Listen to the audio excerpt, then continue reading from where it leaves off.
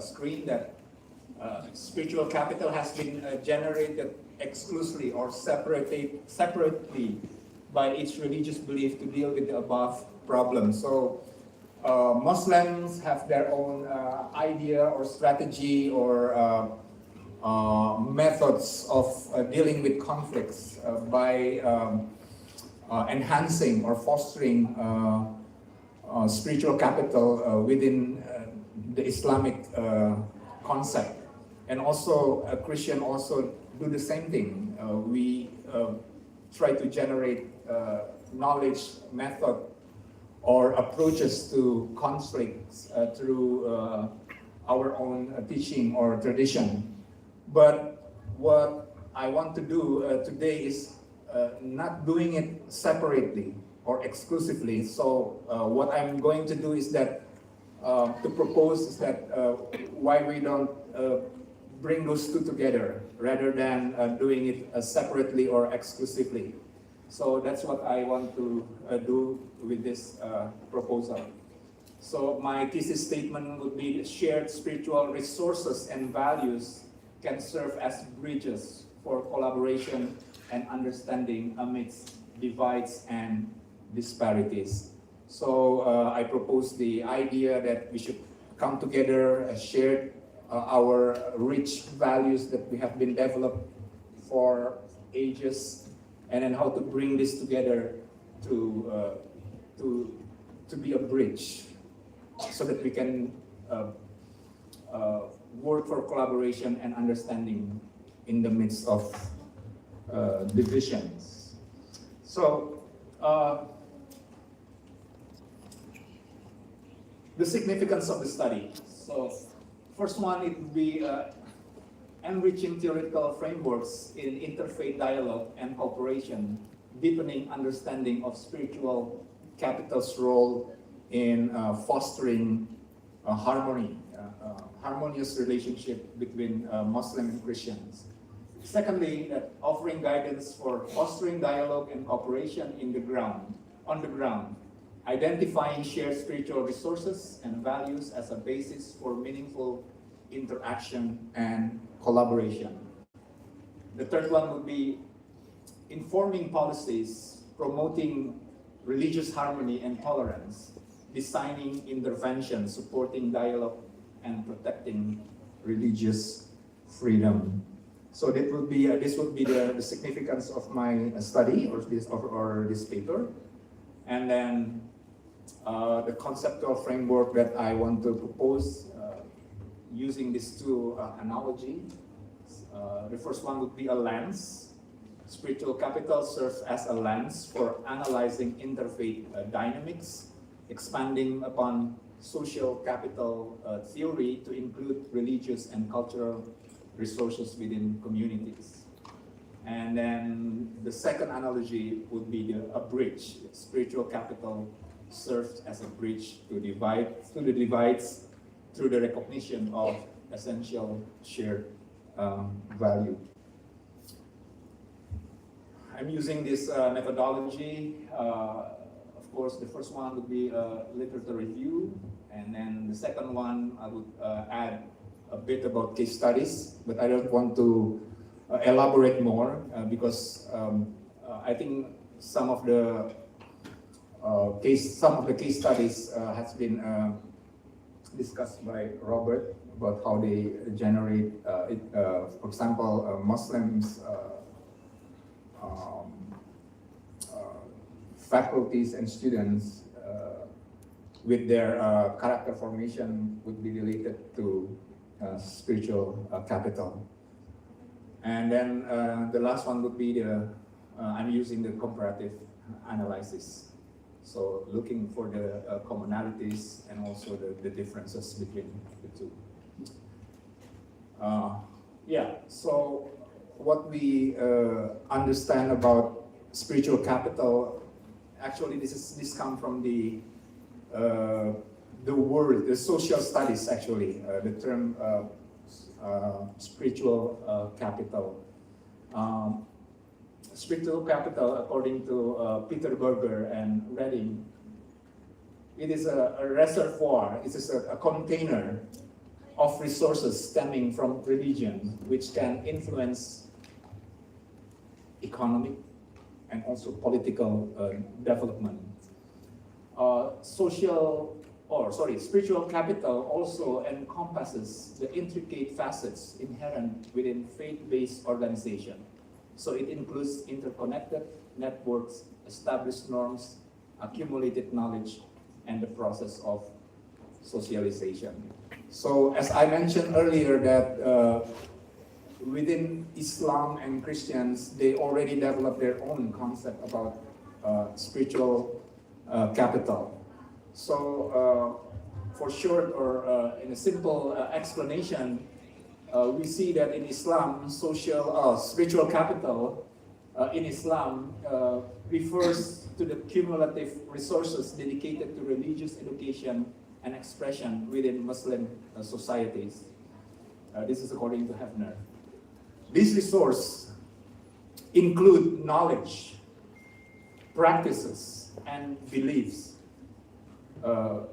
Dr. Pope mentioned about prayers, right? Reading the scriptures, doing rituals, which is inherent in each religion, or especially in Islam.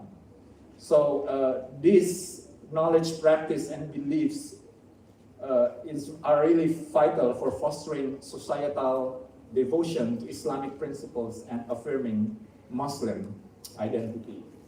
There is a case study, I just talked with Pak Himam earlier about the Tabligh movement, the Gerakan Tabligh. Yeah, saudara-saudara, maybe you know about this, and then how you see they have their knowledge, practices, and beliefs exercised within this movement, and this bring changes in society for some. But there also in Islam, there is another stream that going more formally, that is through Islamic educational institution. And these two sometimes, contradict to each other. The Tabligh, for example, the Tabligh movement, they move a very informal, yeah, they have to walk how many days to do da'wah? Maybe you are no better than me at that time. So it's really a kind of spiritual capital that this movement has been developing. But on the other stream, especially those who are studying in the university or dealing with in academia, you find this second stream, the vast network of Islamic educational institutions. So I asked Pak Himam, can you be one of this Tablighi movement when you are doing your job as a faculty? And he said, no way, because I have to spend 4 months, for example, going around to do da'wah, and then I have to follow the rule of the university. So it's impossible for him to do that. So he has to choose between these two streams. Either you want to join this the first movement or the first stream or the second one. So, but I don't know if there is a reconciliation between the two. I don't know, because these two would be a very different. Will go to the different direction.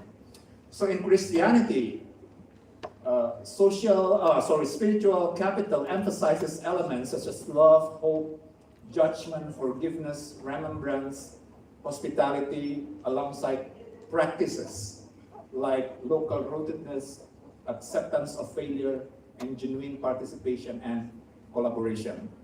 I think if you look to the earlier concept of spiritual capital, you will see that there is an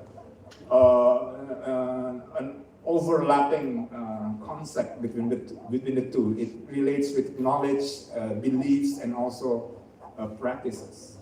So Smith, actually in Christianity, there is no term of spiritual capital. in Christianity, the religious scholars or thinkers, they would prefer to use religious capital rather than spiritual capital. Maybe this would relate to the differences between spirituality and also religiosity. So they separate the two. But Smith said that you should not separate between spirituality and religiosity, because the two actually could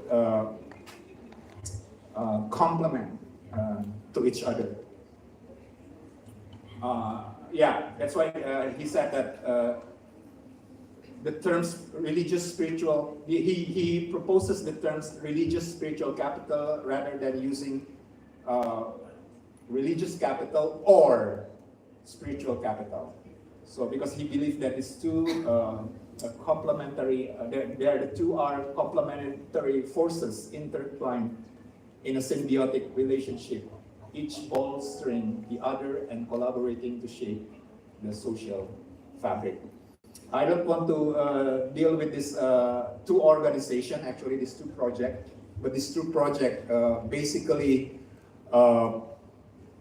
try to generate religious and spiritual capital to transform the society through some of the project of the social transformation, community development, for example. So there must be an influence or impact to the society. Your spiritual capital must be closely related to your social context of life. The comparative analysis goes like this, that recognizing the diverse interpretation and applications of spiritual capital within Islam and Christianity actually will enable societies to leverage their strengths in addressing shared challenges and pursuing common goals. So there are three things that I want to highlight here, that the focus of these two Muslim Christians spiritual capital joining together would be exploring how can we explore shared values, resources, and also practice together. And we can direct or use this spiritual capital actually to address challenges. We've been talking about religious sectarianism, extremism, radicalism. Prof. Marif, Prof. Samsul already mentioned here in the first speech. And then lastly, that we have to celebrate the diversities, fostering connections. So strategies for building or enhancing or fostering spiritual capital in the Muslim-Christian relationship. What can we do? We can do mostly in the 4 areas in our lives. First one is education and awareness programs. Universities, schools, and educational institution would be the best place to generate, to develop our spiritual capitals. That's why maybe you are here as students, as faculties. We want to develop this capacity, spiritual capacity, or spiritual capital. And the second one, the area, would be the interfaith dialogue platforms. This is what the center in the center that I established with our friends here in Semarang, the Pusat Studi Interdisipliner Agama dan Budaya. We try to put a platform for dialogue, interfaith dialogue. We want to create space for Muslim and Christians, or maybe the other religions, to come together to speak whatever we want to speak, anything that hinders between these 2 or 3 or 4 religious communities. And then the third area would be the grassroots level community engagement initiative. Sometimes the relationship between Christian and Muslims would not go smoothly in lecture rooms, in the debate rooms, but it can really happen actually in the day-to-day life. It is a very informal rather than formal one.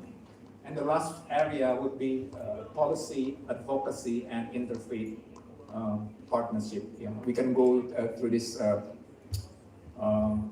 to the government and talk to them and try to involve them in the process of building this spiritual capital in Muslim and Christians context. So lastly, what can we conclude here? Understanding shared values, resources, challenges, and opportunities underscores how Muslim-Christian spiritual capital bridges, divides, and promotes harmony. My study also emphasized the significance of education, dialogue, and community engagement in nurturing spiritual capital and advancing interfaith relations. And lastly, the study suggests future inquiry areas, including exploring the intersectionality of religious identity and conducting longitudinal and comparative studies. So this is the end of my presentation. If I need your help to ask questions, this is not a complete or full paper presentations, but yeah, your suggestions, questions would be beneficial for the improvement of this paper. Thank you. Thank you very much, Pak Ferry, for insightful ideas.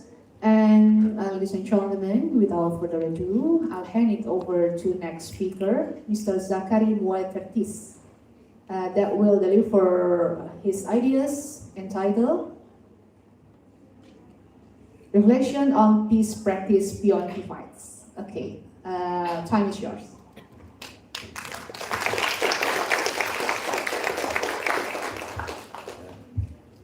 Hello. Selamat siang. Is this better? I'm Italian. My mother is Italian, and so I speak with my hands. So it's good to have one hand stuck. It's too much freedom with two hands. Assalamu alaikum warahmatullahi wabarakatuh. I want to honor, Professor Luki in her presentation on greetings. I have been doing peace work for the last 10 years or so in different places around the world, and I always start every event and everything I've done with peace starts with hello. And so it was great to have her share that, and I think, and same with Dr. Chris and his discussion about language. If we can't speak to each other, it creates a massive amount of issues that can lead to conflict. So I wanted to start my discussion asking you a question. I just want you to think for yourself, who has been a peacemaker in your life? So think for a second, who has been someone who gives you peace or who has made peace in your life? Ya, apakah di sekitar kalian yang menciptakan ya peacemaker, as a peacemaker in your life, yang membawa perdamaian di diri kalian? Diri sendiri. Yourself. Yeah. I ask this question everywhere I go in the world. And 90% of the people who gave their answer, I would say more than 90%, they are thinking of a woman. How many of you thought of a woman? Yeah? Yeah? Many? If I ask this question in Afghanistan, in Ambon, in Banjarmasin, in Australia, in South Thailand, in Malaysia, almost everyone thinks of a woman. And that woman that they think of is like their grandmother, their mother, their sister, whoever, someone, a friend in the village.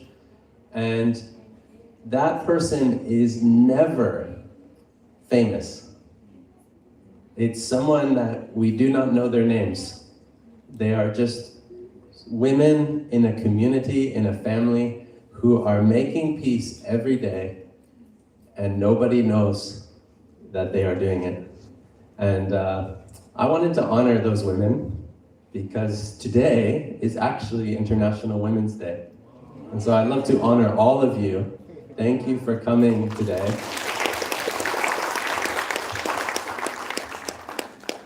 Many people I work with, even for this, I had to have a title. I don't like titles, I like for you to call me Zach. That's enough of a name. But I had to put a title, peace practitioner, or peace building practitioner, or something. But I don't like the title because the real peacemakers are all of us. And they're these quiet people in communities, in our families. They're incredible heroes of our whole communities. But they don't do it from a stage. They don't have a big title. They don't do big events. But they hold us together.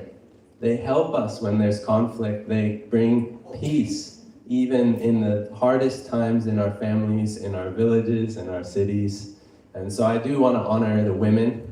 And I want to share from my heart that all of you are peacemakers. Turn to the person next to you and say, you are a peacemaker. And now turn to each other and say, I am a peacemaker. This is the only road to peace. You don't have to say that, but we want peace. Everywhere I go in the world, everyone wants peace, yes? Do you want peace? Indonesia wants peace, Afghanistan wants peace, Ghana wants peace, everyone wants peace, but how do we get peace?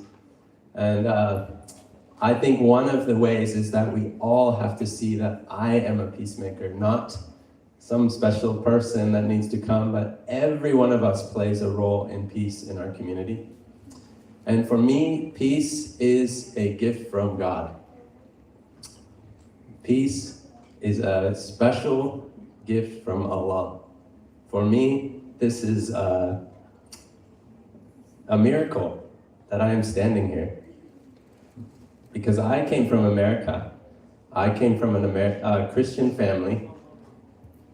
My community and my culture taught me all my life that we are the best people in the world.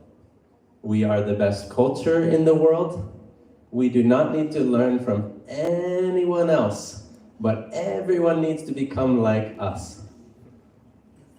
That's my whole childhood. That's my people. We grew God, and even God, He loves us more than all of you. And by the time I was 18, I never heard a good thing about Islam or Muslims. The only information I had about Muslims was September 11th. And so, by the time I was an adult, if I met you, I was your enemy, and you were my enemy. And I would be very afraid of you. And if I did talk to you, I would only talk to you so that you would become a part of my community and leave yours. And I want to say I'm sorry for my people and myself, for the way I saw all of your community and the way I treated your community. I thank Allah for His Rahman wa Rahim. It changed my life. God's compassion and mercy is why I'm here. Yep. Yeah.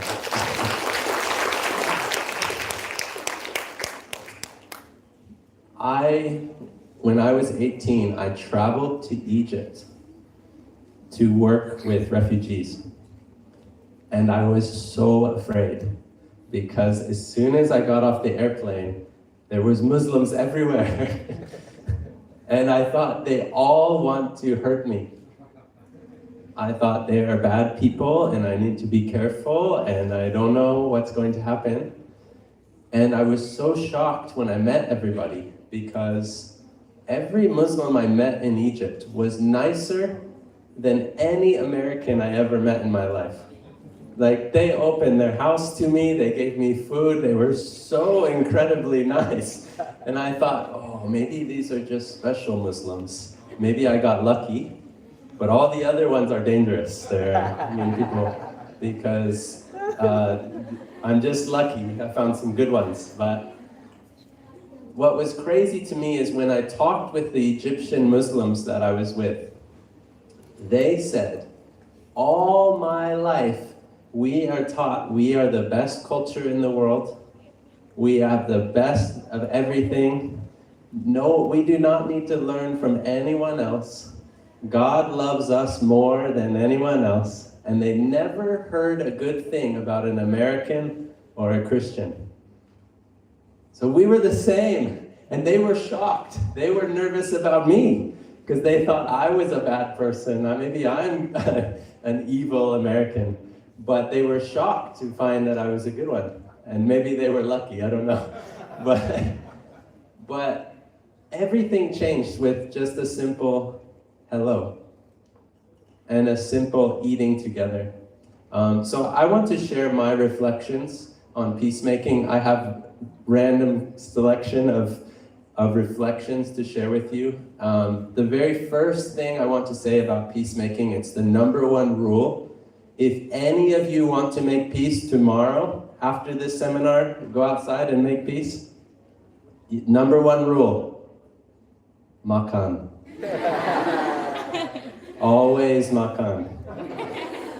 That's why this program is so good. We are all eating. It's the way you make peace. Everywhere, every program, anything you do, you can eat with someone. And I would say, although that sounds simple, it is incredibly important that we eat food with our enemies, with the people we don't understand, the people we've never met. If you do nothing else with the rest of your life in peacemaking, if you just eat with different people from different languages, different cultures, you will find peace begins to grow in your life. This other thing I want to say is a bit strange in an academic seminar. I think everything I'm saying is strange in an academic seminar, but what I have learned over 10 years of peacemaking is that a peacemaker is someone who says, I don't know. And it's really important if you want to make peace in a situation to say, I don't know. I have a phrase I like to say, it'll be a bit confusing in English, and I would love to make you try to translate this, but I'm not going to. It's the most dangerous thing is not what you don't know, but it's what you think you know. And here's an example. I have 3 daughters. The youngest is 3 years old. It is not dangerous that my daughter doesn't know how to use a knife. It is dangerous if my daughter thinks she knows how to use a knife. Do you understand? The most dangerous thing you can do stepping into a conflict situation is to think that you know what to do. If you say, I don't know, but let's try to make peace, you are safe. But if you come in thinking, I know, and they need this, and you need that, and get ready for some trouble. But humility is the starting place of peacemaking. We have to let go of what we think we know and be open to listen and learn something new as we go forward. I thought I knew about Muslims, but that was the most dangerous thing as an American, is what I thought I knew. And it's when I opened up to say, I don't know, that I was open to learn and change my perspective. So I'm gonna add another thing that is just for you personally and for me personally. This is something I share everywhere I go, is you cannot make peace if you do not have peace. Like, you cannot give something you don't have. And you cannot have peace if you do not forgive. And forgiveness, I remember one time I was in Banjarmasin and I met a man. He had a PhD in peace studies. And I told him about forgiveness. And he said, I've never heard of this in my life. And I went, what? Do you have a PhD? You cannot study peace, you cannot make peace, you can't even talk about peace if you've never heard of forgiveness. And I want to share that with you because I know all of us have pain. All of us have had bad experiences, we've been hurt by people, we've had injustice, all of us. And Desmond Tutu describes forgiveness as, although I have a right to revenge, I lay that right down and I stop the cycle of revenge between us. And this is so important in every family, in every life, in every community, is that peacemakers would rise up in courage and have the courage to forgive and trust that through forgiveness you will find peace, and both for yourself but for your community as well. So some of the other reflections I have, how much time do I have? Just 5 minutes, yeah, okay.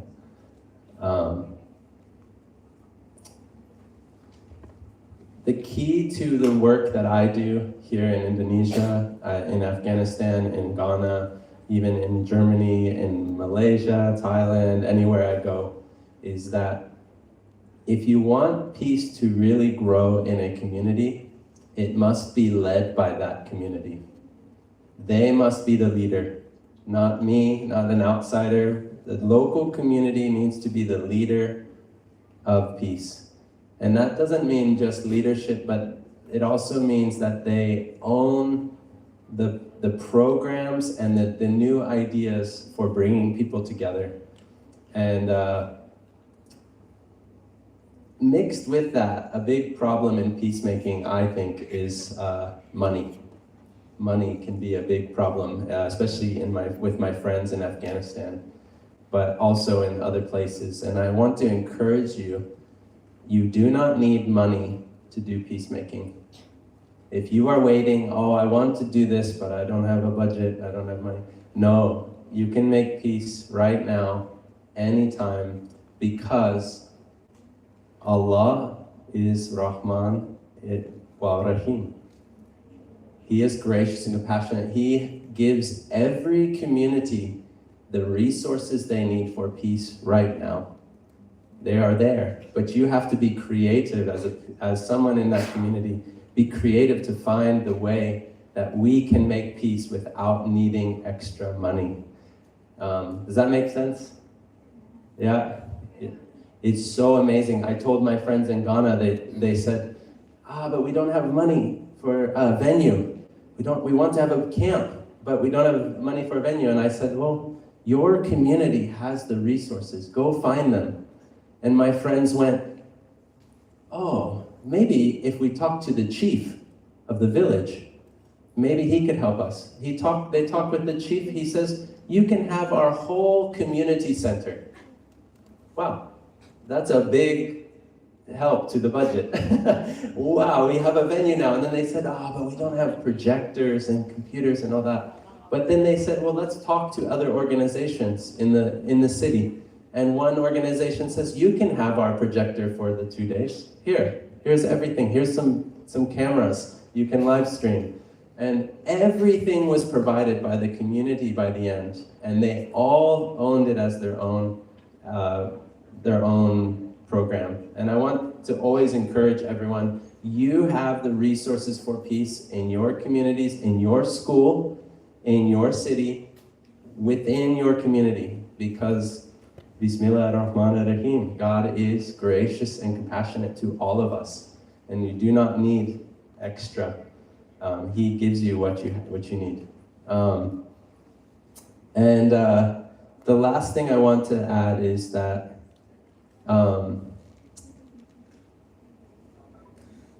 the key to your peace work, including all of that we're doing now, is you need to be willing to let go of control. Many people think you can make peace by control. That's why there is war. Every war you look at right now, in Gaza, anywhere, people are fighting because they think we can force peace. We can make peace by force. But the real peacemakers in this world let go of control and trust the communities that they work with to move forward together. And that is, I think, the most difficult challenge of peacemaking, is to actually let go of our agendas, our goals, our theologies, our things. Let go and listen to your enemy. Listen to the other people involved in this conflict and see where it goes, but don't control it. If you control it, you kill the spirit of peace. And it's very scary to let go of control. I know for me, when I went to Ambon and I'm sitting with Christians and Muslims, there's a temptation to control, to what's going to happen. But when we let go and trust each other, amazing things happen in forgiveness and healing. And the communities in Ambon I saw launch into peace, into the islands of the Malukus.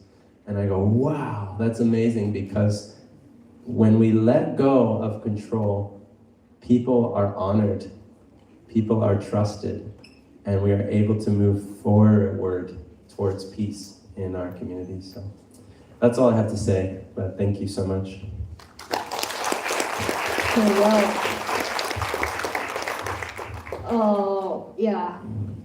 It's really touching, insightful, open-minded, and impactful explanation. Siapa di sini yang tidak tersentuh dengan cerita dari Bapak Zack?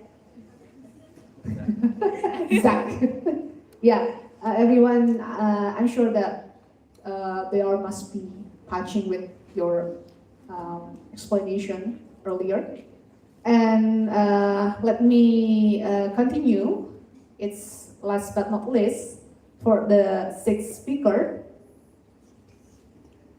Lawrence Sicarelli, MA. Am I right? I pronounce your name? Okay. Would be present his paper, Pilgrimage as Spiritual Capital for Peacemaking. Okay, Larry, time is yours.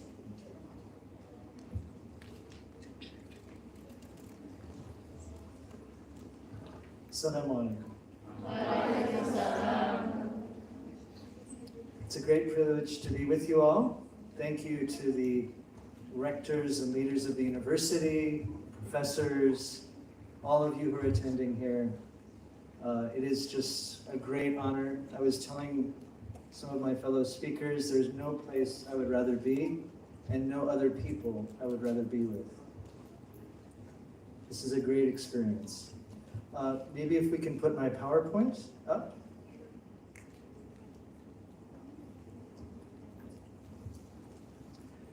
So you might be asking why I'm wearing this.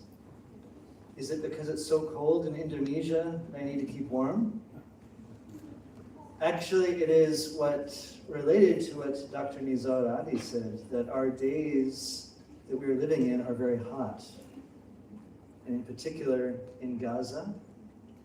And I'm wearing this to show my love and sympathy for the people of Gaza and for the Palestinian people. And I have had the privilege of being hosted by Palestinians, by being friends with Palestinians. And of course, it changed my life, just as Zach said.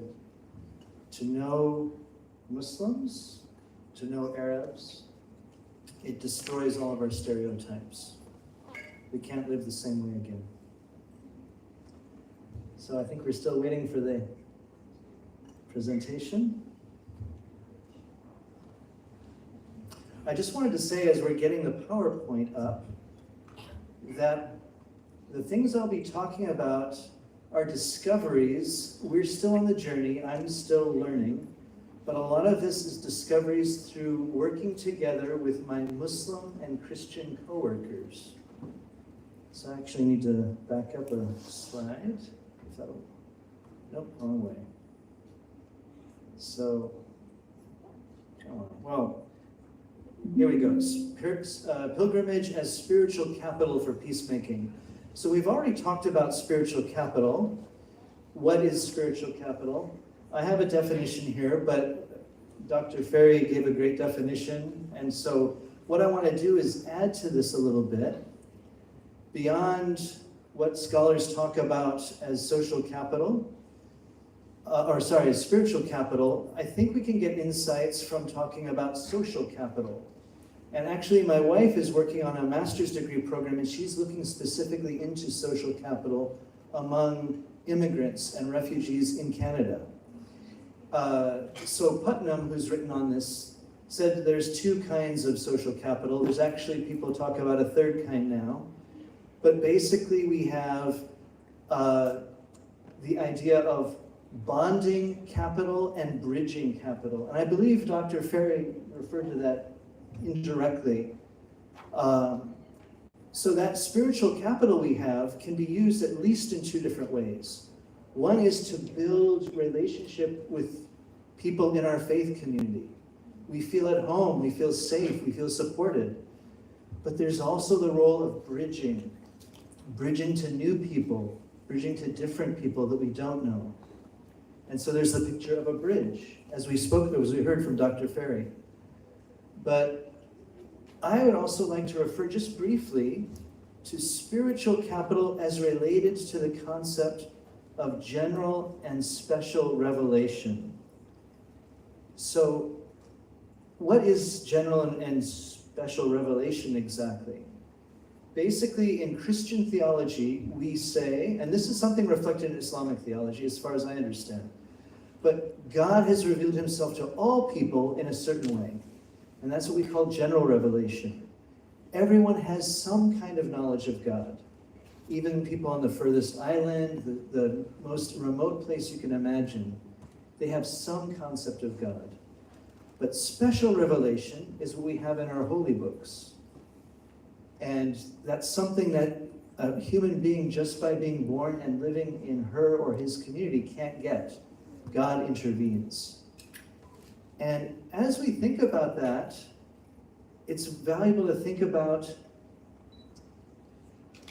I, as a believer from my community, I should recognize God at work in places I don't expect.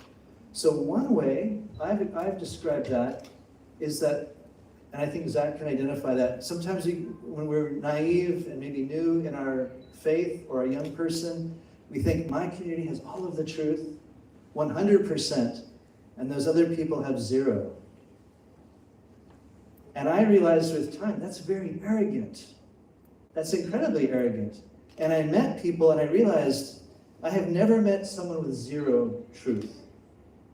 Everyone has some kind of revelation from God.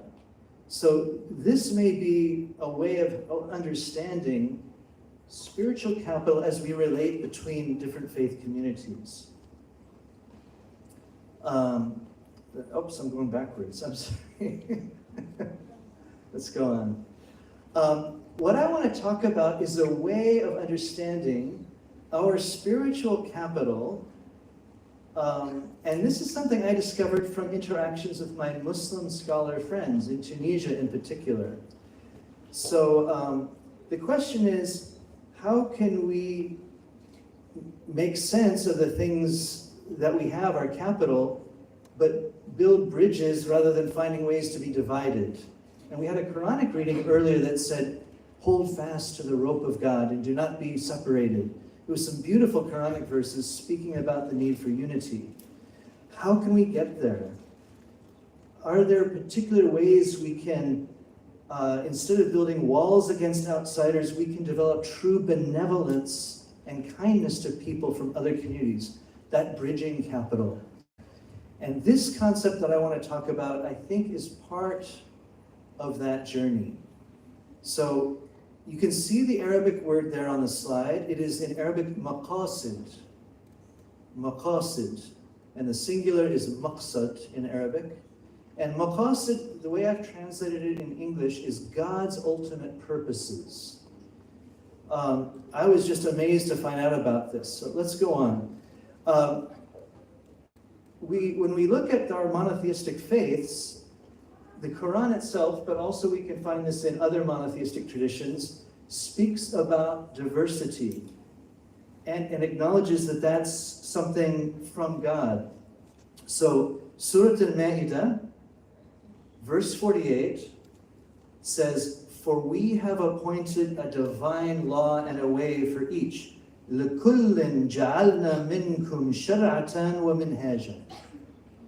And in the same context of Surah Al-Ma'idah, it speaks about the necessity of unity. There's diversity, different sharia or sharia, so different communities have different divine laws, but the Quran also speaks about the need of unity. And so, Al-Ma'idah 5:48. But we also, I mentioned the Quran speaks about oneness in purpose. We see this also in the previous heavenly books. And so Christians and Muslims actually came together in 2009, I believe it was, at Yale University. Was it 2009, Robert? 2008 or 2009.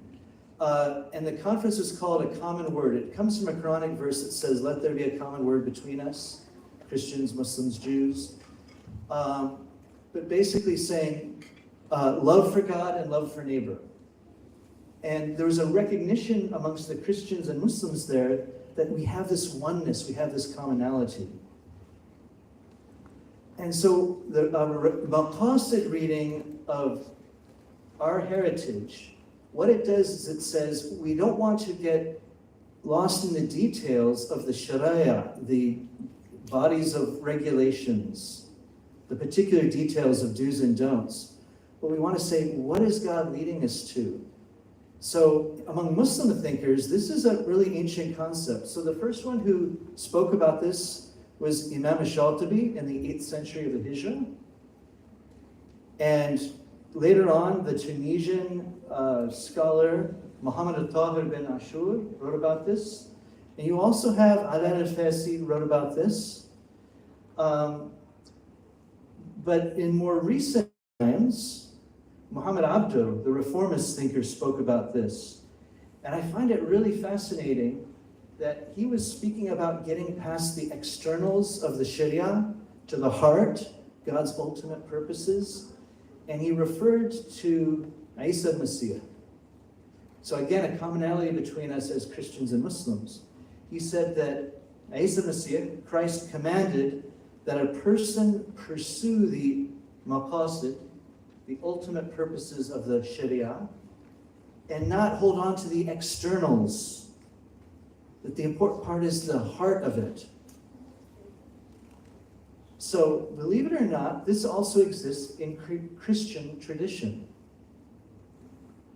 So the first writer that we know of who kind of unpacked this was a church father named Gregory of Nazianzus, who lived in the first century AD or CE.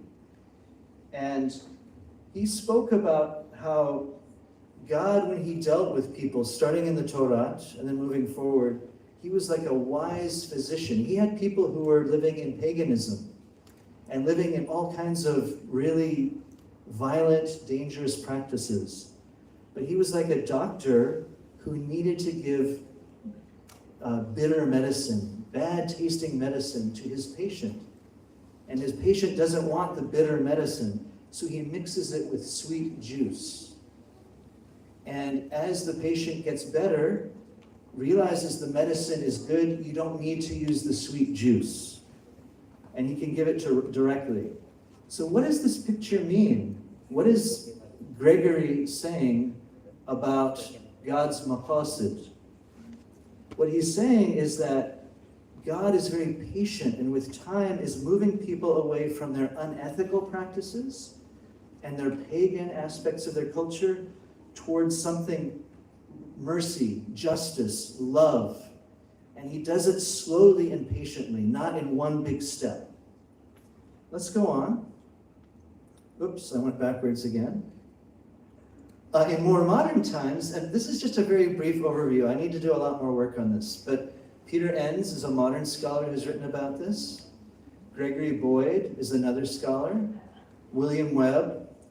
And the terminology the Christian thinkers use is they talk about, for example, I think this is Webb.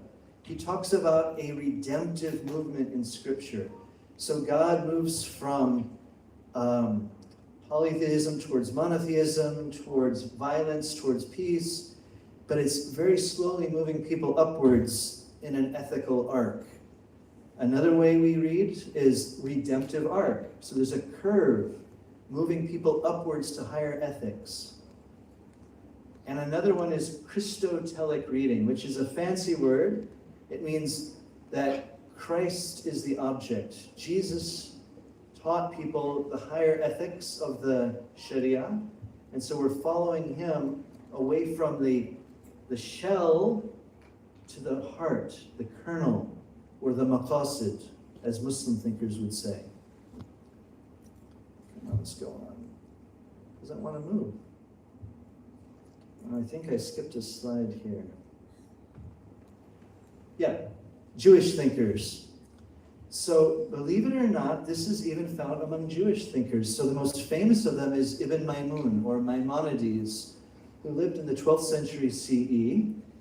And let me see if I found, there's a great quote I had from Maimonides. I don't see it here. But Maimonides basically says something very similar to Gregory of Nazianzus, that God gave people only what they could handle at the time and moving them slowly onwards. But another thinker, if we move forward, I'm trying to get my slide here to go. In modern times, Rabbi Nathan Cardozo.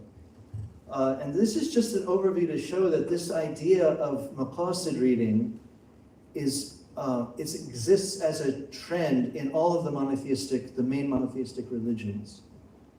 Let's go on and look at a specific example now. We can move to the next slide.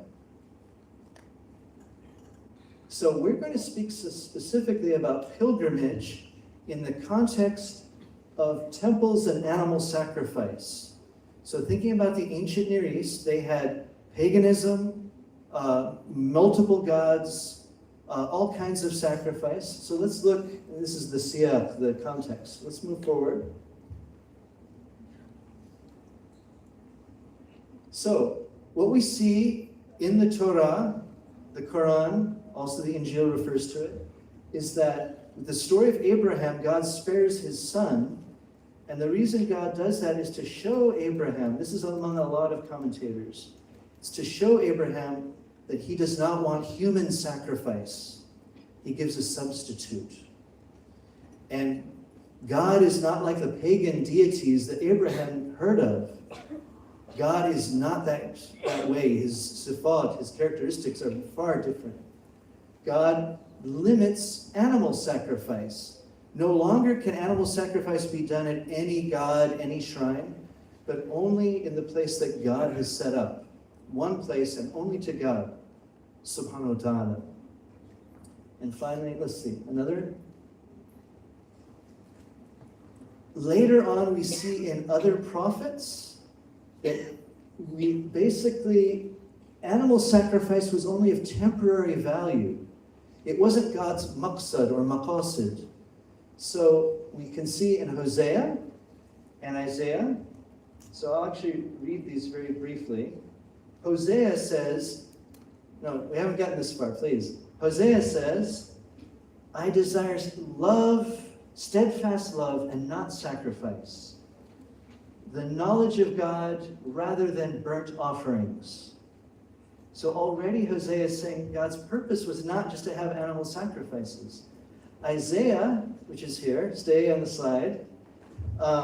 Isaiah says, he's reporting God's words. So, Qala ta'ala, God said, what is this with all of your many sacrifices? I have had enough of them, the fat of beasts and so forth. I do not delight in the blood of these animals you sacrifice. And interestingly, in Surah Al-Hajj, verse 37, we have something very similar. لَنْ يَنَالَ اللَّهُ لُحُومَهَا وَلَا دِمَاؤُهَا وَلَكِنْ يُنَالَهُ التَّقْوَى مِنْكُمْ. So the flesh and blood of these sacrifices doesn't connect with God, but it is taqwa. It is your reverence that connects with God. So this Quranic verse is echoing what Hosea and Isaiah said, that God's maqasid, his purposes, was not just the sacrifice and the process, it was connecting with God. Let's go on. Okay, let's go to the previous slide. I just want to, before we move on to that, the green slide. Yeah, between exclusivity and diversity. And it's interesting, this word hajj is actually echoed in the Torah. They have the same word, hajj, referring to the festivals where people would go to Jerusalem. And so it's a shared heritage between Judaism and Christianity and Islam. But let's move on. In the Hebrew scriptures, we see that at first there was a plurality of worship sites, people who worshiped the one true God, but it became a problem when people started worshiping more than one God, the multiple worship sites. And I won't go into the details of the Torah, but eventually you had prophets saying we have to only have one place of worship because people were moving away from monotheism. But another thing we see is that originally in the Torah, God does not set up a temple made of stone. He makes a tent that's portable. And it's a way of undermining the idea that there's a holy land and holy place, and you can only worship God in one place. God is everywhere. So this is a way of relativizing holy places. Let's go on. In the gospel and the writings of the Hawariyin, the disciples of Jesus, there's a strong critique that the Jews had made the temple ours, and it's not for the other nations, even though the prophets had said this needs to be for all nations. Let's go on. And we eventually see the universalizing of the idea of a holy place that you do pilgrimage to, as it's focused on the community of believers. You could say it's spiritualized.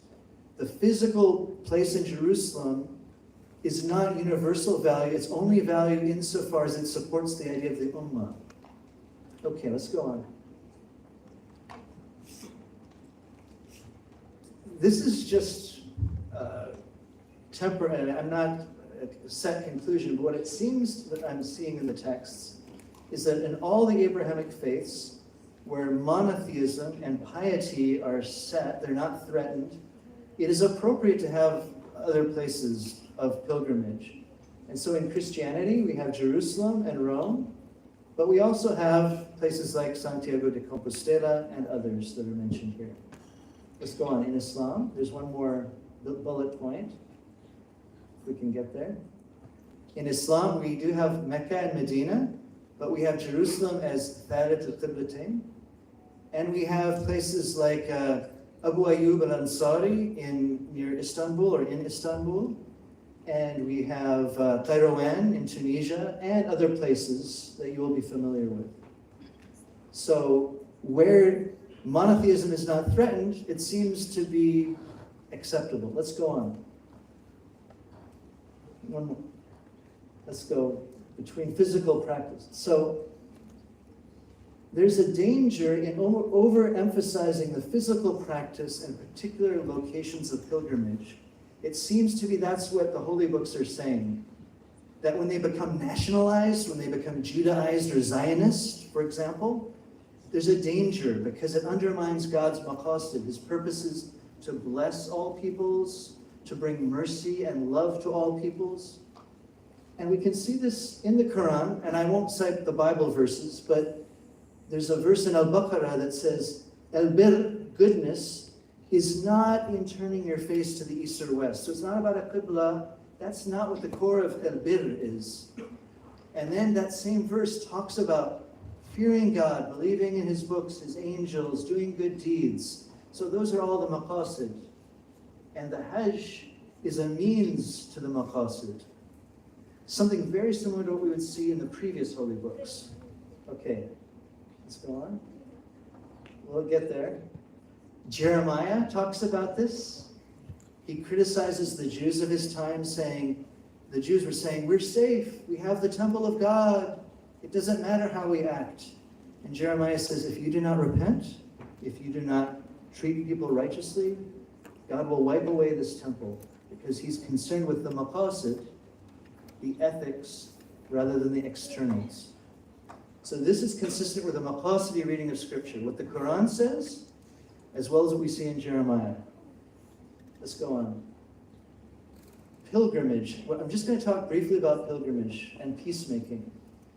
So when we think about God's maqasid, his ultimate purposes, come on, let's go on. I wish I could get this to work. One more slide. Yes. It seems that shared locations of pilgrimage can contribute to peacemaking. So Jerusalem historically has been a place of pilgrimage, but also interaction for Jews, Christians, and Muslims. And in some cases, lesser pilgrimage sites are like that. So Santiago de Compostela in Spain, there are many people of different religions. There's Christians, but there's people of no religion. And in some occasions, Jews and Muslims will go on that pilgrimage as a way of showing piety, taqwa, towards God. But there's also specific kinds of pilgrimage that are limited for special events. So there's something that was called the Reconciliation Walk that happened around the year 1999, where Christians wanted to repent for the Crusades. And they followed the route of the Crusaders through Europe, into Turkey, into the Holy Land, and they said, we are sorry for our ancestors, we repent, we apologize for what's happened, we want peace, we want God's maqasid. And what happened then was wrong. So that was a temporary event that happened. But it's a form of using the idea of pilgrimage to bring about God's maqasid. And today, right now, there are people organizing ceasefire pilgrimages for Gaza in over 80 or 90 cities around the world, saying we will walk usually the length of the Gaza Strip and pray and we mourn, ritha, as a way of showing our sympathy. We want to show that we understand God wants to show mercy to Gaza and the people in that land. So using pilgrimage and the ideas of pilgrimage to bring about God's maqasid. I think we have... and so as Dr. Ferry said, it seems that focusing on practices and ethics is a potentially fruitful way of peace building. And I've heard that from my friends who are at Zaytuna University in Tunis, as well as other places. Their idea is to focus on ethics, to focus on practices like prayer, fasting, pilgrimage, and kind of leaving away the doctrinal struggles of the past, but as a way of finding unity in those maqasid. Thank you very much. Okay, thank you very much, Larry, for insightful presentation. Okay, ladies and gentlemen, Bapak Ibu, adik-adik mahasiswa, next session is question and answer session. So if you have any question, please raise your hand and the microphone will reach you. Okay? Apakah ada pertanyaan? Ini adalah waktu yang kritis untuk menyimak. Ya, silahkan. Please. Or you wanna share something about your experience, your opinion, or your comments about three presentation on the off section, please. Apakah ada pertanyaan? Oh yes, please. Silahkan Pak Taufik.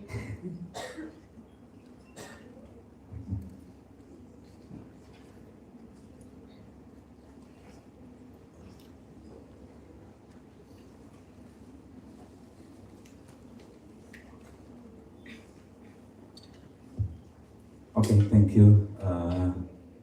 Firstly, I want to give a comment for Zachary. It is interesting that you say that the way to make peace is makan.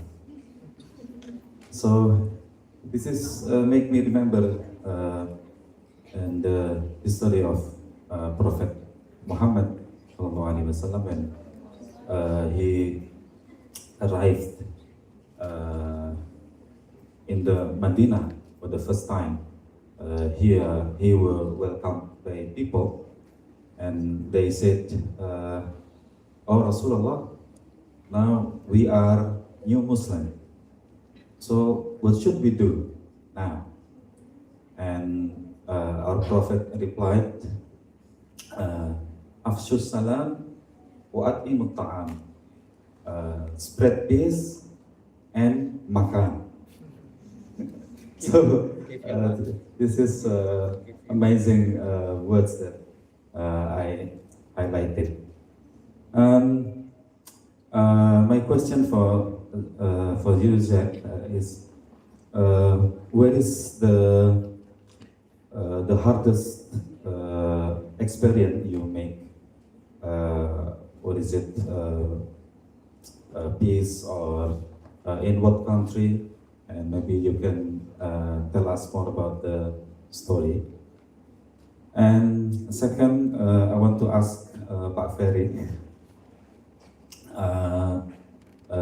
Outside there, di luar sana, there are many debates, and for me that is unnecessary debates. So what do you think? And then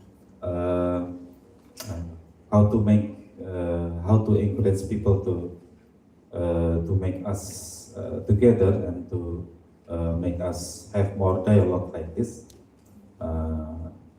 And the third, my question for Mr. Lawrence. It is interesting that pilgrimage actually can make us together and become one in the common words, as in the Surah Maidah, "Ta'alaw ila kalimatin sawa'in bainana wa bainakum." So, is there or are there any forums in Israel or in Al-Aqsa? There is mosque and Jewish wall, and the church, of course. Is there any forum for three religions to have a good dialogue, to have to make peace together. So that is my question. Thank you.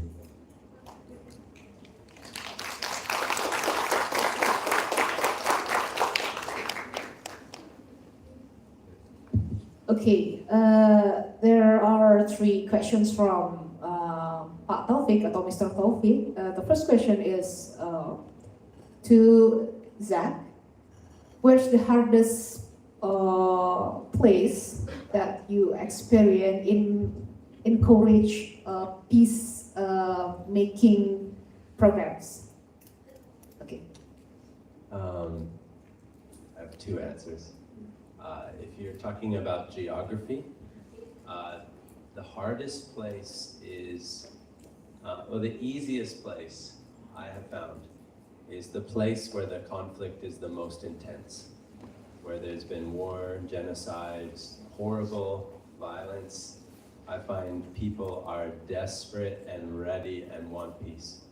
It's very hard to make peace in communities that don't think they need peace. They like in Australia, my neighbors don't even know each other's names. Nobody talks to each other. They don't care about peace. They just have a lot of money, and this is very difficult in those situations. My second answer is for my life. The hardest place to make peace is my own family, my own house. It's much easier for me to do a peace camp in Afghanistan than it is to make peace in my family. And that's, I think, true for all of us. It's the closest people to us are the most difficult for us to practice peace with. And yeah, I think that is my most difficult is with the closest people, not the far off.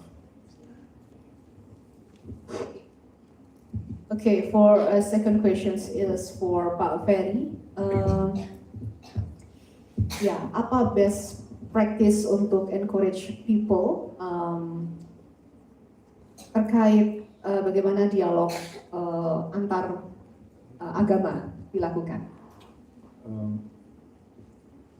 Yeah, first of all, that we have to create a safe space for the communities to share what they're thinking, what their beliefs, and also what they want even.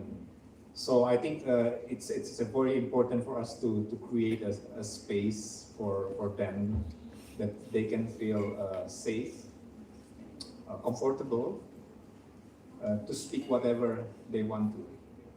And then secondly, I think this would be related to the spiritual capital, that you are willing, you are humble enough or to learn something different, something even contradictory with what you are, with what you believe and what you think it is true or right. So I think that would be the best practice for us to come to the table with humility, with an open heart, and willing to learn to each other. So that would be the nice thing to do. And then the third one would be, as Larry also emphasized that I think we can debate always come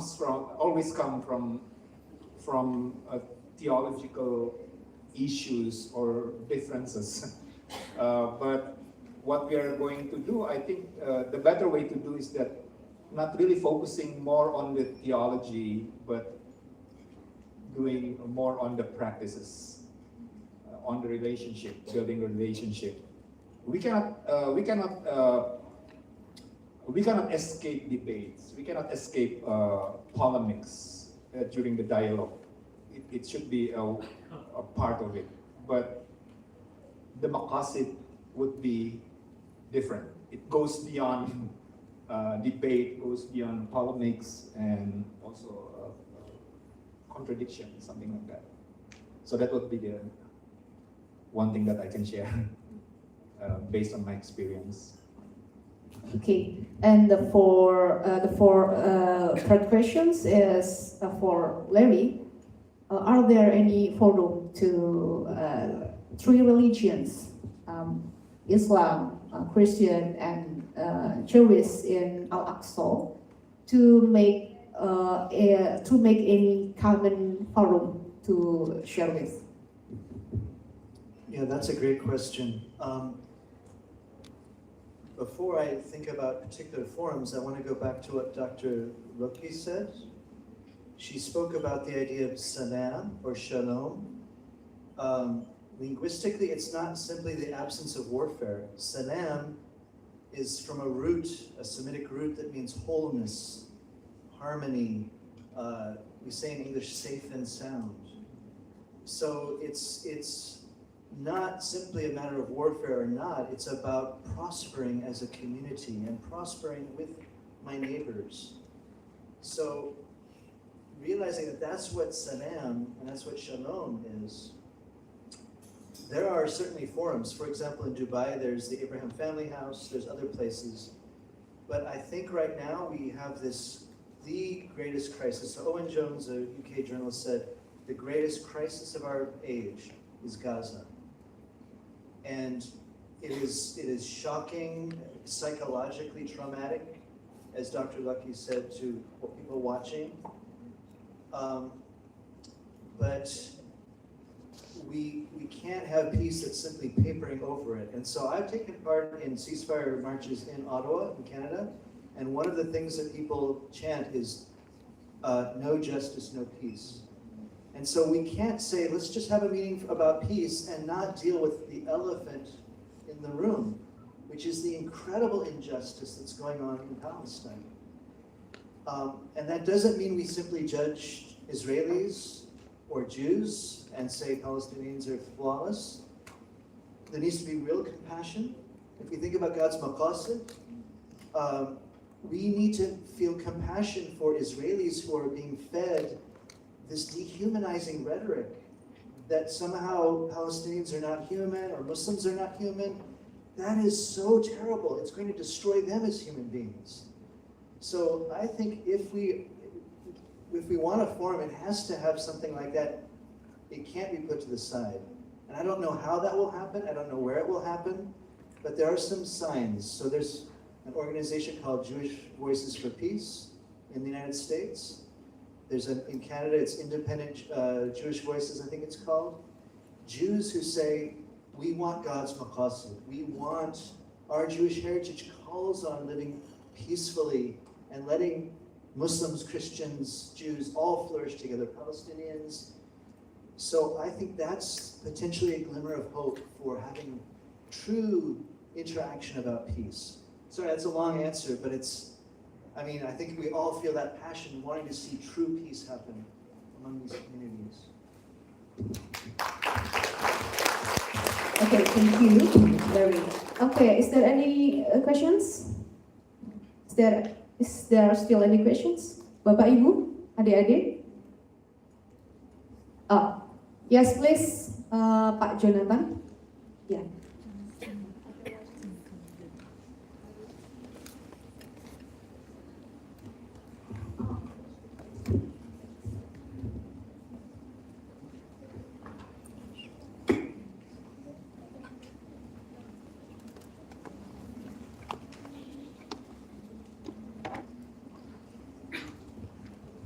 Maybe this question specific to Lawrence.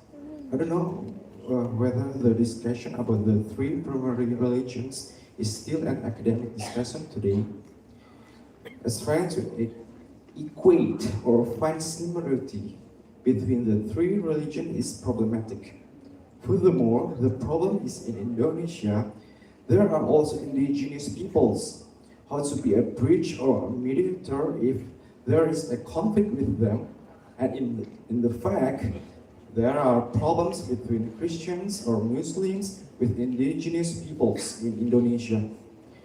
We know that indigenous peoples are often called infidels, kafir, or idol worshippers, pagans, who are the opposite of Christianity and Islam. How can peace occur if there are still opponents or hatred? Thank you.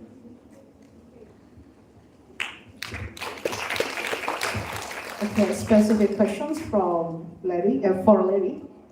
Okay, is there any questions? Oke, atau langsung saja ya, kita akan mendengar respons dari Mr. Lawrence. Oke, please. So everyone can hear? Oke, Pak Jonathan, bisa dibantu untuk repeat questions-nya? Oke.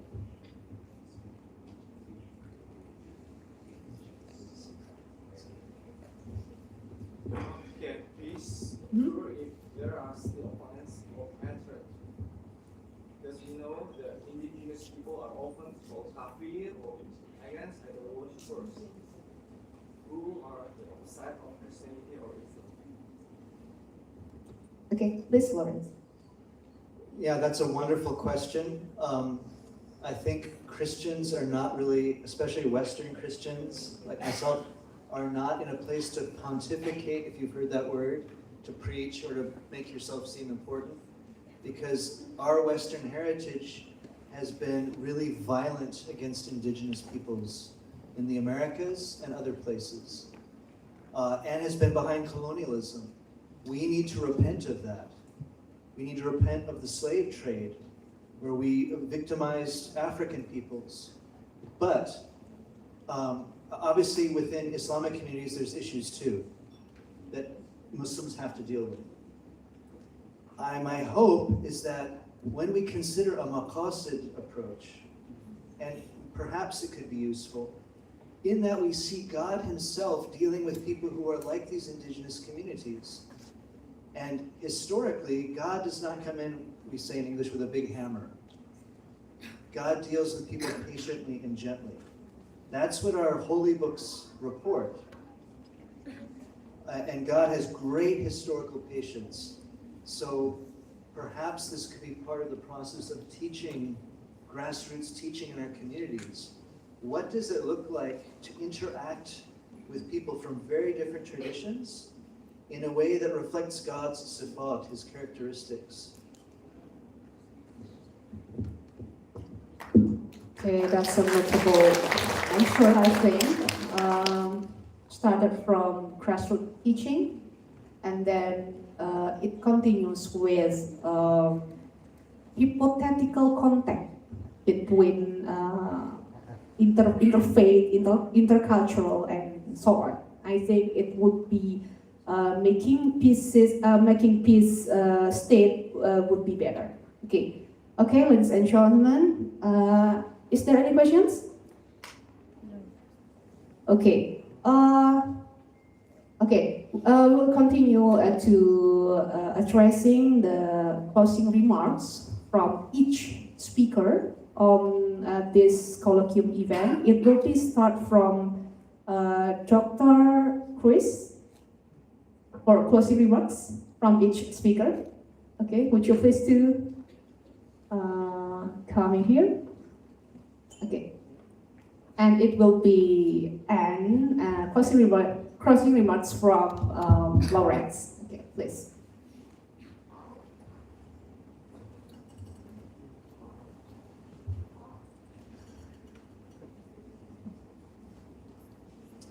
It's tempting as a professional academic to want to say something which is very complicated and which is very difficult for students to understand.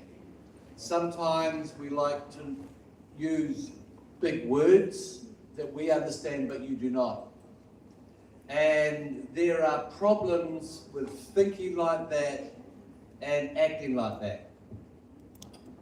my paper had a very, very simple argument that things happen for more than one reason.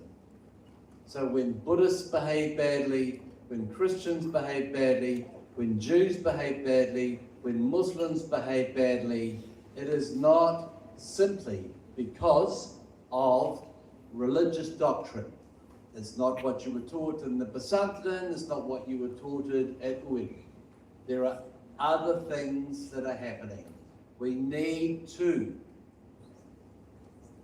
embrace complexity. You are not children, don't think like children. The other thing is to emphasize the thing that you can do. You are in control of 3 things, only 3 things. What you think, what you say, what you do. So we need to emphasize the individual responsibilities of what all of you think, what all of you say, and what all of you do. Again, one of the things that I said right at the start, Indonesia and Indonesian universities have an enormous amount to offer the region, and they were some of the points that I would like to emphasize. Assalamualaikum. Okay, and for the next closing remark would be addressed by Dr. Poo. Time is yours.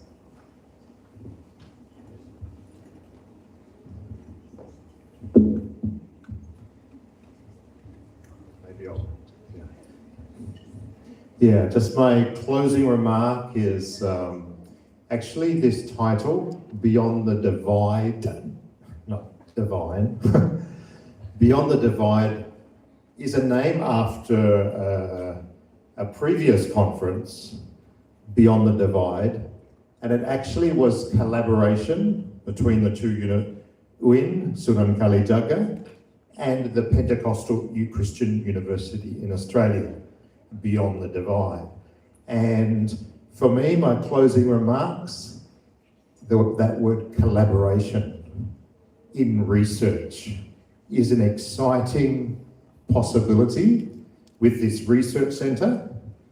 One paper, so it means one paper, 2 researchers, Muslim, Christian, researching a common theme.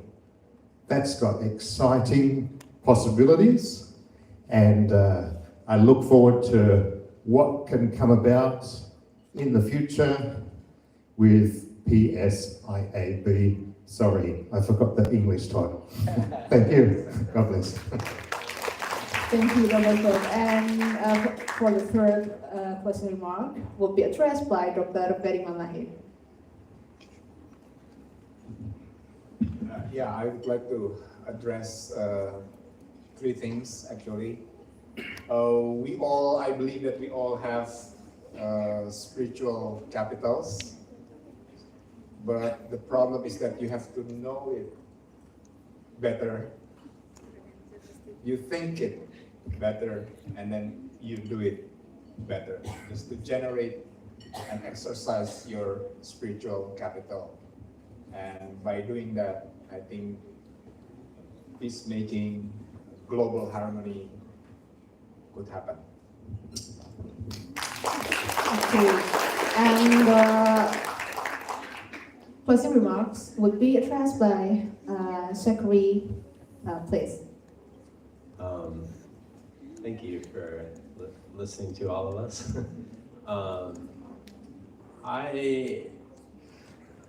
I've said the things I would like to say. Say hello, makan, and then see what happens. But and forgive. But I asked all of my community to pray for you. And my community in Australia, in America, in different places, they are praying for you right now. And Professor Samsul, he quoted Matthew, and it says to love your enemies and to pray for those who are against you.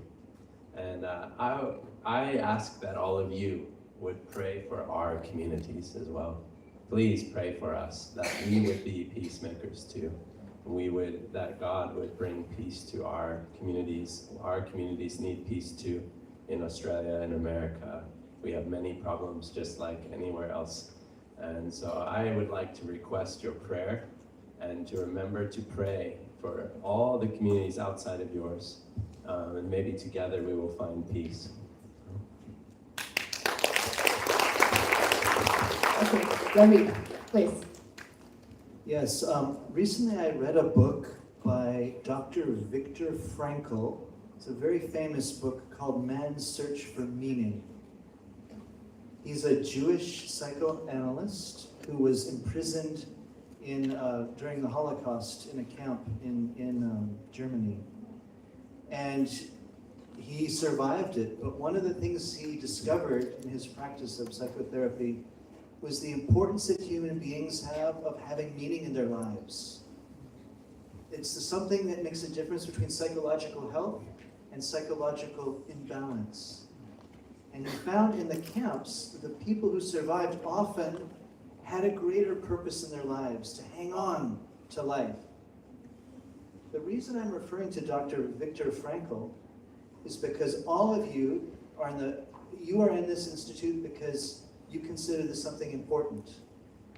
And I think all of the participants here feel that we want to see you to be top-notch scholars, but also top-notch human beings, making a difference in the world. To combine the two of those things, knowledge and scholarship with love, is love aflame, and it can change the world. Thank you, Larry, for the last closing remarks addressing. So, ladies and gentlemen, Bapak, Ibu, dan adik-adik mahasiswa-mahasiswi semua, demikianlah untuk rangkaian kolloquium kita pada hari ini. So, if I'm not mistaken, I'll try to amplify the message of this event from morning till this time. So, everyone has a contribution to create peace around them, starting with a sense of a peace in the family, workplace, and society, whatever their role and work. Through Zach's story, we learned that the study of interracial prejudice and stereotypes, interfaith is real, and Zach teach that hypothetical context strategies through interfaith and cross-cultural dialogue is very important. So if you wanna be a peacemaker, have a peace within you. Okay, ladies and gentlemen, demikianlah untuk rangkaian acara. Saya Aldila Dias Nur Fitri sebagai moderator mengucapkan terima kasih atas partisipasi Anda semua. Wassalamualaikum warahmatullahi wabarakatuh. Waalaikumsalam warahmatullahi wabarakatuh.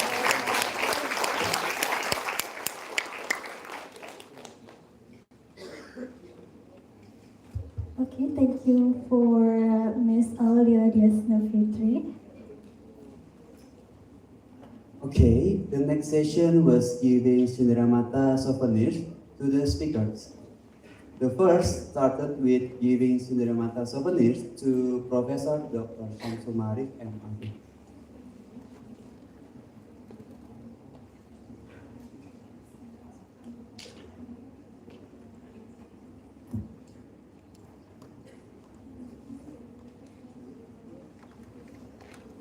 To Mr. Professor Dr. Syamsul Ma'arif, please come to the stage.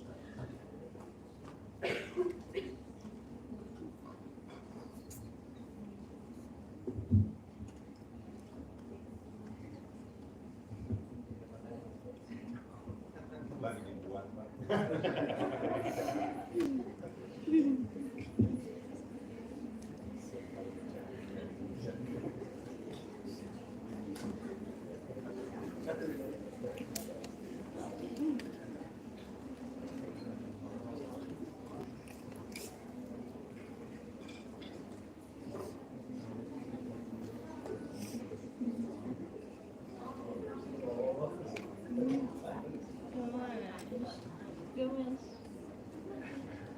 Gemes.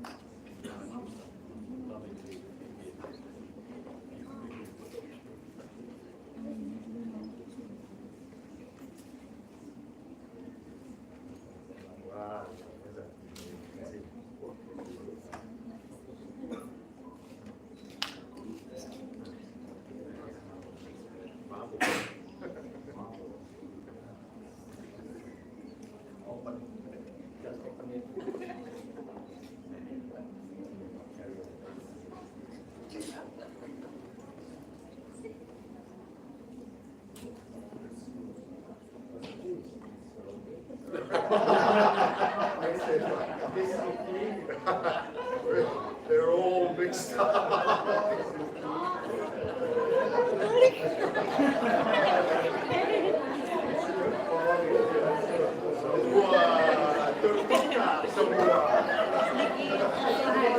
Ada insiden.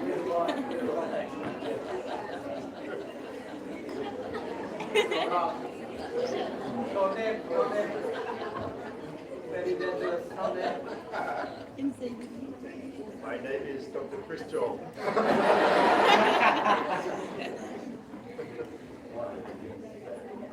I just need a big deal.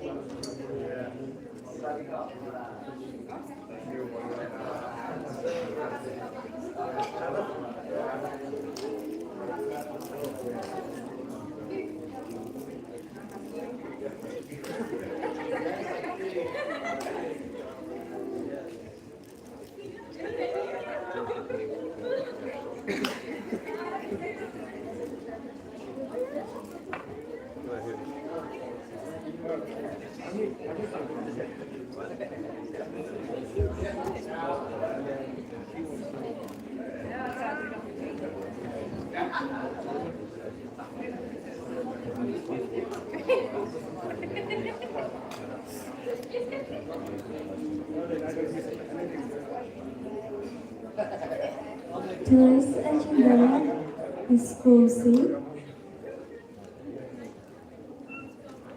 Today's agenda is closing. To close the program, let's recite the Hamdalah together.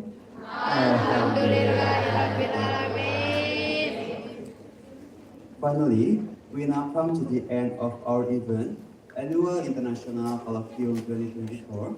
On behalf of the host and commit, we would like to extend once again our deepest appreciation from the deepest of our heart and apologize for our mistakes in presenting this event.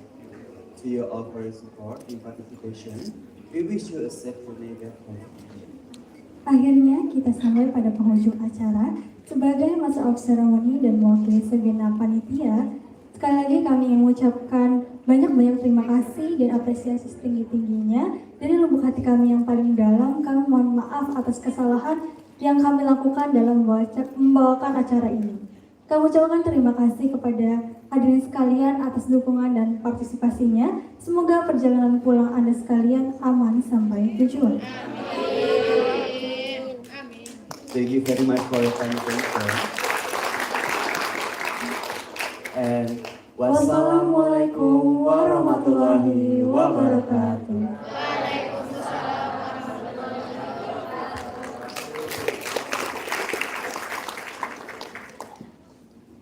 Participants are asked to take photos together.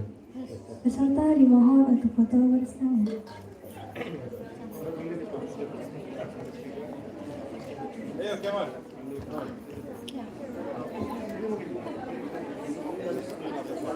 Oh ya. Kita kan ketemu nggak dari kita.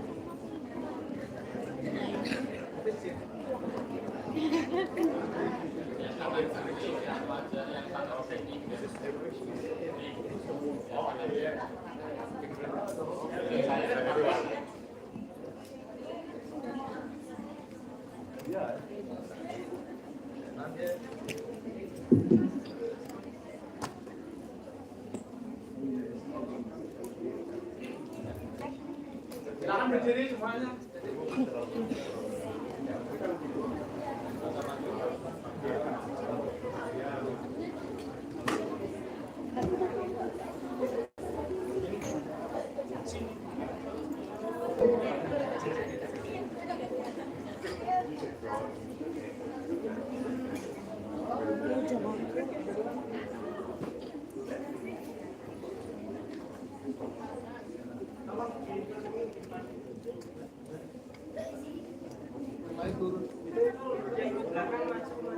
Fotonya biar kelihatan rapi ya. Maju aja, banyak di depan.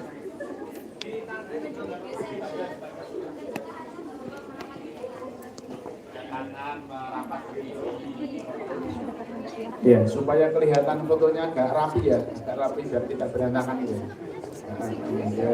Yang kosong diisi, Ini momen spesial ini. Kelihatan ini kami posting. Nah, ya, aduh. Pak Freddy turun. Aja ya. Ya, kalau belum bagus jangan dipotong dulu.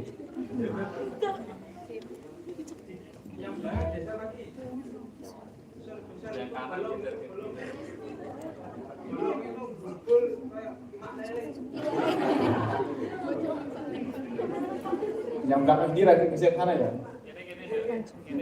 Ya agak geser ke kiri ya. Agak geser ke kiri yang paling belakang. Nah, ya.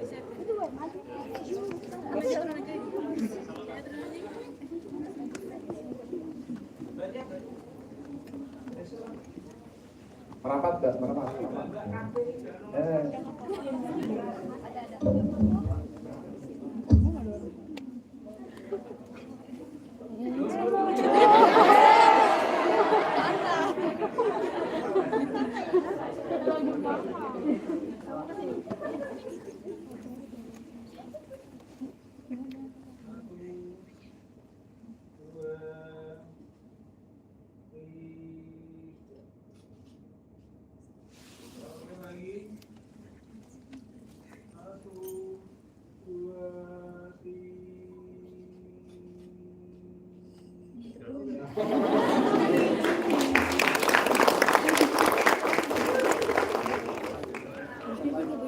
Satu kali.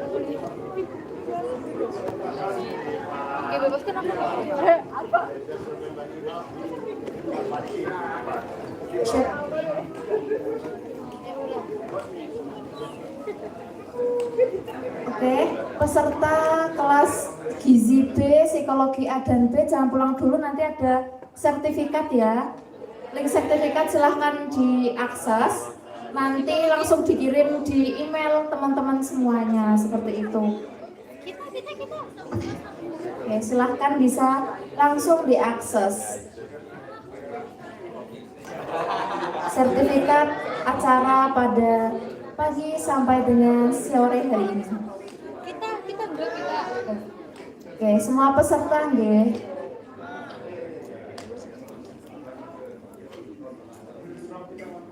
Oke, peserta yang hadir silahkan untuk mengakses sertifikat acara pada hari ini.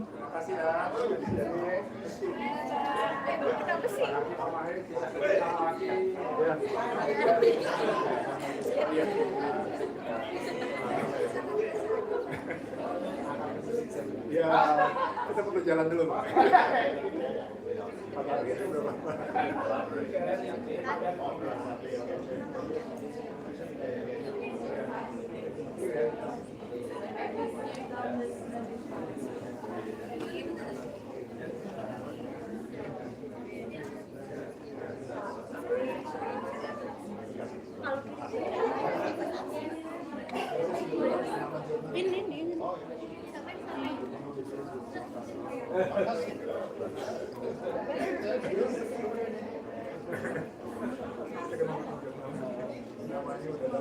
Thank you, Ari. That's really inspiring.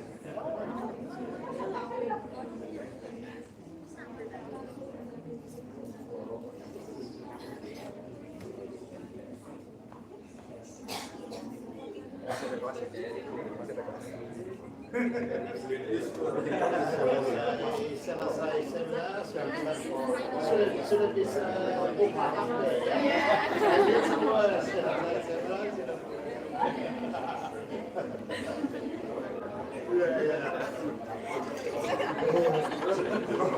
Ini sudah tujuh jam sejak saya pernah